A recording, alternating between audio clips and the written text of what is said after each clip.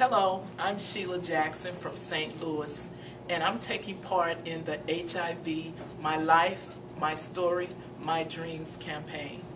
And I would like to start off my story with how I found out that I was infected. It starts off with me having reoccurring yeast infections, and I would use over-the-counter products, and what happened, they kept coming back. So the over-the-counter medication was not treating the symptoms.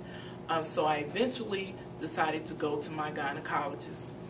And while I was there, on a whim, I decided to take an HIV test.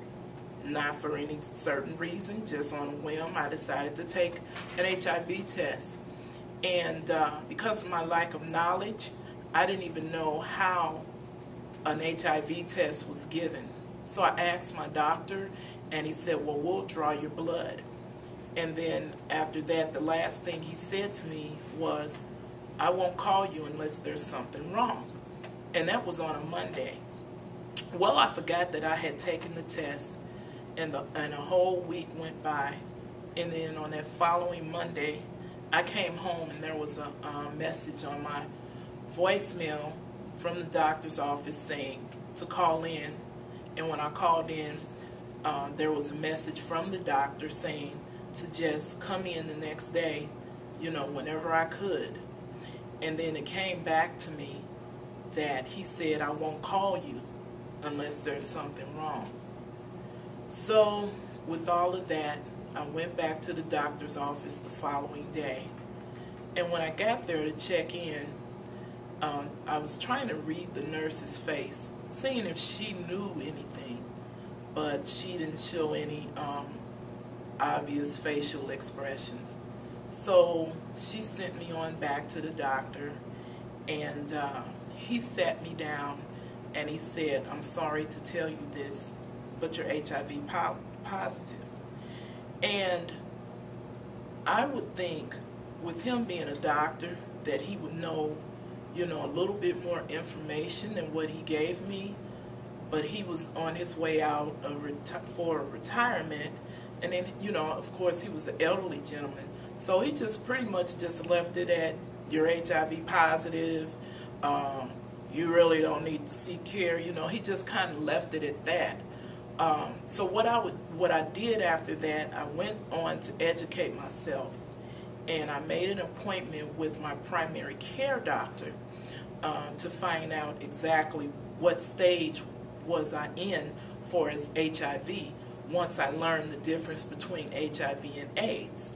So I'm thinking, well, it's got to still be in the stages of HIV.